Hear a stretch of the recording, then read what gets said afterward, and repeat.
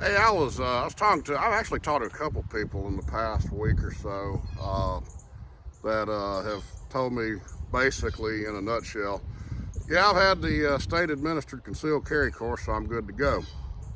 Well, if you get a chance to take a state administered concealed carry course, by all means do it. I'm for taking all the instruction that you can. But one individual that I was speaking to in particular was telling me that in his course, I don't know what state it was in, but he was told by the instructor that we're only going to shoot at 10 feet because most one-on-one encounters are at very close distance, and that's really all you need to be able to shoot at.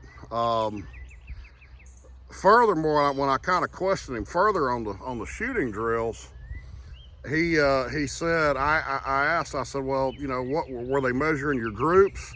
I mean, were they scoring a target, or how were they determining whether you passed or not? And he said, no, the guy teaching the course said, as long as your shots are on paper at 10 feet, you're good to go. Don't worry about it. That's all you need to know.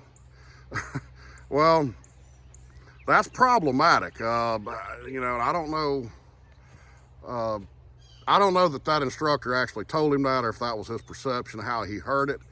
But here's reality. Reality is that slow fire at close range under controlled circumstances are daylight and dark from a real defensive shooting situation for a number of reasons. Number one, when I'm shooting slow fire and trying to get the tightest group I can get with my shots, and trying to nail the bullseye, typically on those slow fire courses, you've got all the time in the world, however much time you need in between shots, and it could take you a minute or two to fire 10 shots, not out of the question. The problem is that in a gunfight, you're not going to have that luxury. A lot of times you've got a couple of seconds. You could have 2.5, 3 seconds from the point of drawing the gun from the holster and getting as many rounds on target as you can.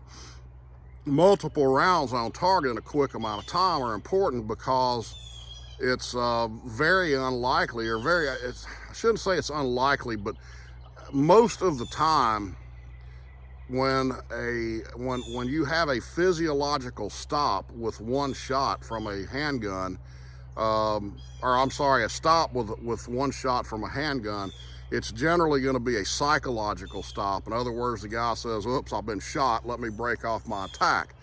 A physiological stop, on the other hand, is very seldom produced by 1 or 2 shots. I think the average is between 3 to 5. So you're looking 3 to 5 shots, and you might have 1.5, 2 seconds to get those shots into the target area, which is going to be up in here, the upper thoracic cavity of the human torso. So you've got to put those shots on target quickly. So my point is this: if you are unable to produce a very small, tight group under controlled circumstances, there is a very good chance that once your adrenaline kicks in and you lose the fine motor skills in your hand, and your hands and your heart's pumping 900 miles an hour, there's a good chance that you could miss all 5 shots altogether by trying to put them into a 8 by 11 inch box in the upper thoracic cavity. It's not out of the question. It's happened before. I've read I can't remember if I read it or heard it. Somebody was telling me several years ago about an officer who missed at 18 inches. 18 inches. So I'm going to run a demonstration today. I've got this target behind me. What I'm going to do is I'm going to fire a few rounds into the red octagon on the top in the head of the target, and I'm going to go as slow as I think I need to and just try to get the best center mass shots in that little red octagon that I can, and get them as tight as I can get them. And then secondly, I'm going to come back and show what would happen in a defensive shooting situation. We'll shoot at the large red octagon and I'll go a little quicker and see if we notice a difference in the size of the two groups.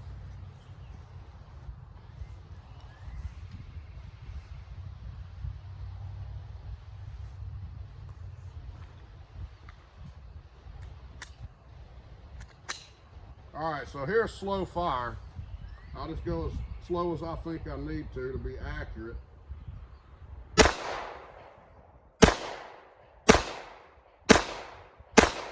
right, so all of those are pretty well centered. I don't know if you can see them. I'll show you up close here in a second. Now we're going to look at what a true defensive situation might look like, where I've got to get as many rounds into the upper thoracic cavity as I can. And anywhere in that gray area would be considered a hit in the vital area. So we'll go a little faster, speed it up a little bit. From the low, ready.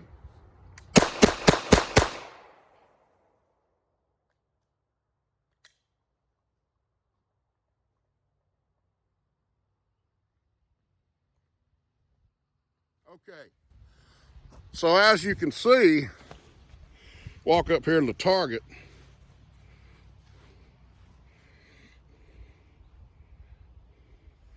Right here we got about a 1-inch group, maybe 1.5-inch group, but essentially most of the shots are touching each other. But look at the difference down here. When I speed up just a little bit, actually maybe a lot, but when I speed up, that group doubles in size. Okay, so this is the result. Me being able to do this pretty quickly is the result of me doing this over and over and over and over again, thousands of times, and really trying to maximize my ability with the shooting fundamentals. So my point is this: if you cannot produce that tight group at the top, I know we're firing about 12 feet today. If you cannot produce that tight group at the top, that second group at the bottom is going to be almost impossible, especially when you're under duress.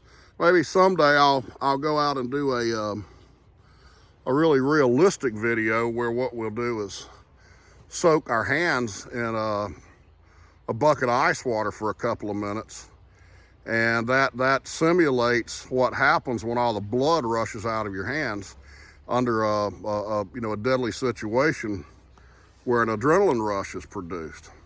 But for today, hopefully I got my point across, because we doubled the size of that group just simply by speeding up.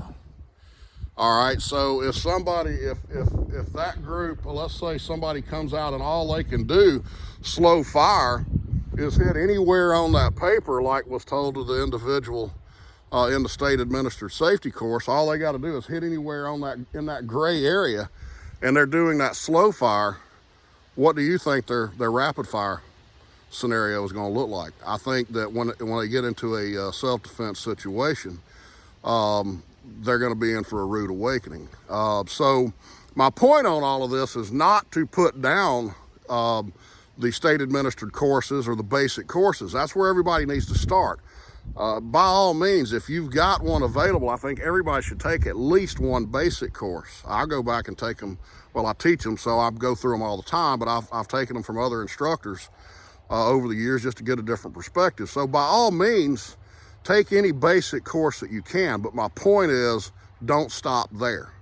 If you want to get your skills up to where you have a much better chance of surviving in a gunfight or in a violent situation, you need to go beyond that basic course. That basic, as the name implies, is teaching you the basics, the fundamentals, teaching you trigger control, how to get rounds on target. But don't stop there. That is not your stopping point. As always, the thing to remember, and one of the things we harp on in our classes, is that the only fight you're guaranteed to win is the one that you're not in. Avoid conflict at all costs, but be ready in case, in the event that you cannot avoid it. I'll post this on Facebook, and if y'all have any questions or comments, or if you see something I might have missed or a point I might have missed, let's discuss it in the comments. Thanks for watching.